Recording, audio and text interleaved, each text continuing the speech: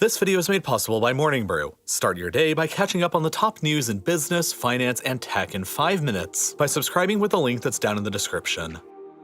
These days in the 21st century, it would be pretty reasonable to assume that every single piece of land and territory remaining on the planet is claimed by someone. The whole world has been explored, every corner of the map has been accurately filled out. We've all known where everything is now for over a century, but despite what you might think, there are still 3 actual pieces of land still remaining that continue to be unclaimed by any modern country. By far, the largest of them is this huge piece of land on Antarctica, known as Mary Bird Land. But that's not really too interesting because, well, it's on Antarctica and nobody lives or wants to live there anyway. So, another unclaimed chunk of land can be found here in Africa, wedged in between the countries of Egypt and Sudan, deep in the middle of the Sahara Desert. Nobody lives here, nobody wants it, and so theoretically, anybody can claim it for themselves, and I already made a whole video about this one. The other, third remaining piece of unclaimed land left on the planet is the smallest of them, but perhaps the most interesting of all because, of all places, it's located right in the center of Europe. A continent where you would naturally think that every square inch of land has already been claimed by someone. And while, yeah, over thousands of years of history now, it mostly has been, there's somehow still a little chunk right here directly next to the Danube River, wedged in between of Croatia and Serbia, that somehow everyone has missed. And it currently remains unclaimed by any sovereign nation on Earth. And it's not a particularly small area either. At about 7 square kilometers of land, it's about twice the size of Central Park in New York City, and it's even larger than 2 other fully recognized sovereign nations that are in Europe, Vatican City and Monaco. Since no country in the world currently claims this bit of land for themselves, and since nobody actually lives there, it theoretically falls under the legal term known as terra nullius, which means that, theoretically, anybody, including you, can claim it for yourself and start up a brand new country upon the territory. But, as with everything, there are some catches, and in order to understand them, you've got to understand a bit of the history first as to why this whole bizarre situation even exists in the first place. Let's rewind a little bit back to the 19th century. Back then, this area, and the whole area around it, was all controlled by the Habsburgs, and then the Austro-Hungarian Empire. Which means that, surprisingly, the British are for once not actually to blame for this whole mess up today in the modern world. Back then, as today, the land on either side of the Danube River here was inhabited by Croats in the west and Serbs in the east. But it was the Austro-Hungarian government itself, based in Vienna and Budapest, that designed the municipal boundaries between them. To be fair, they did a pretty good job, as these boundaries just simply followed the course of the Danube River as it was back at the time. The problems only began developing later when the Austro-Hungarian government decided to try and straighten up the Danube through various hydraulic engineering projects in order to make the river more easily navigable. While they succeeded in making the river easier to transport goods across, they unwittingly created a territorial dispute between the future countries of Croatia and Serbia, because eventually over the decades, Austria-Hungary would collapse after the First World War, and then Croatia and Serbia would both find themselves inside of Yugoslavia, which itself would eventually collapse in the 1990s. And suddenly, for pretty much the first time in centuries, Croatia and Serbia found themselves as fully separate countries, and over the past several decades, the Danube River up here that theoretically acted as the border had meandered and moved about to a different shape.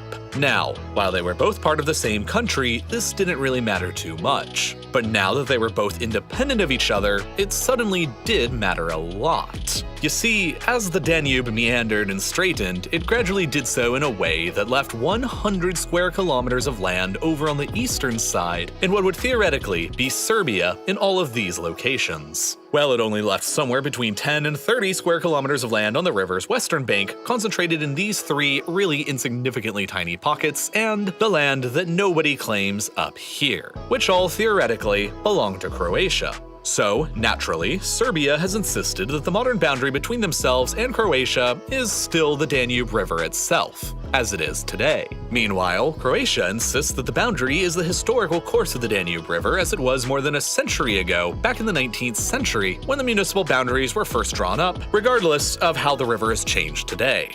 Effectively, this means that both sides claim all of these chunks of land to the east of the Danube, while no side claims the piece of land that's to the west of the Danube. Because, from Serbia's standpoint, the border is the Danube River as it is today, and the unclaimed piece of land to the west of the river, therefore, is rightfully a part of Croatia. But Croatia doesn't claim it, because if they ever did, it would mean that they recognize the Danube River as it exists today as the border between them, just like Serbia, and it would mean forfeiting all of their much more valuable claims to the more plentiful land over to the east of the river. So that's why neither Croatia nor Serbia claim this piece of land, and why no other country in the world does either, making it a sort of no man's land in the middle of Europe. Now, unfortunately for you, if you want to claim it for yourself and start your own little European kingdom, there are a lot of issues to discuss. First of all, there isn't any infrastructure to speak of at all, and the land lies directly on a floodplain. Second of all, the entire area is surrounded by the Croatian army, and they don't allow anybody inside. Literally dozens of people have been arrested by the Croatian authorities over the years who've tried to enter ever since all of this has come to light. So don't go there. Third of all, a lot of other people have already claimed it that you're going to have to struggle against, like, most notably, this guy, Vit Jedlica,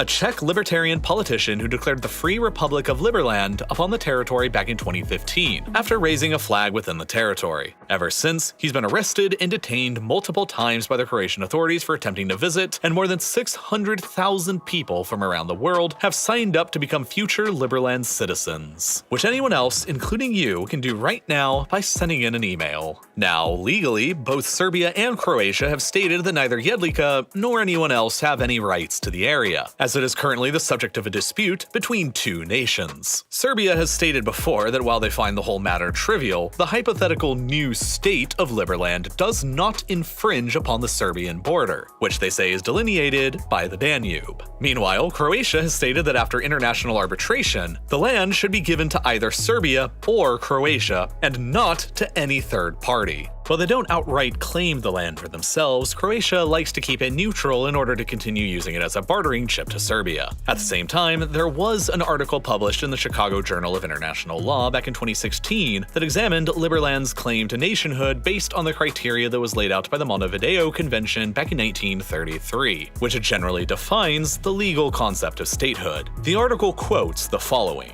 Croatia's insistence that Liberland is a part of Serbia could constitute a renunciation of Croatia's own legal rights to Liberland. Conversely, if the territory that Liberland claims as its own is Serbian, then the Serbian government's renunciation of its title to that land could also be a situation that would transform the legal status of the land to terra nullius. In both of these instances, the territory would belong to the first entity, in this case Liberland, to claim it. However, because of the complicated history of the Croatian-Serbian border region, it may be difficult to ascertain who the land actually belongs to under international law.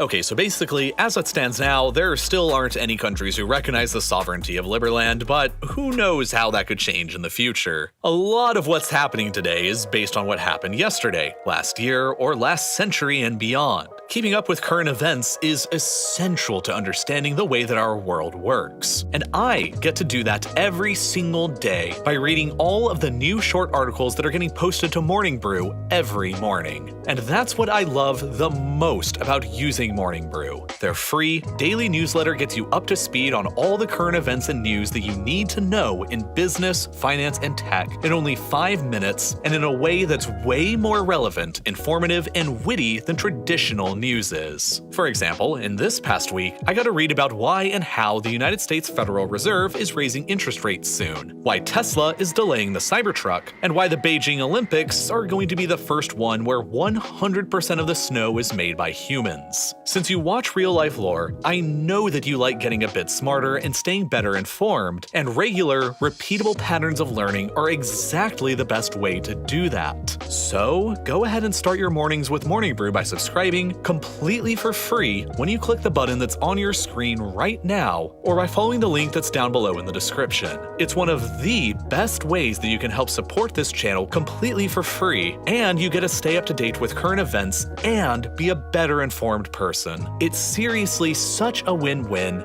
and as always, thank you so much for watching.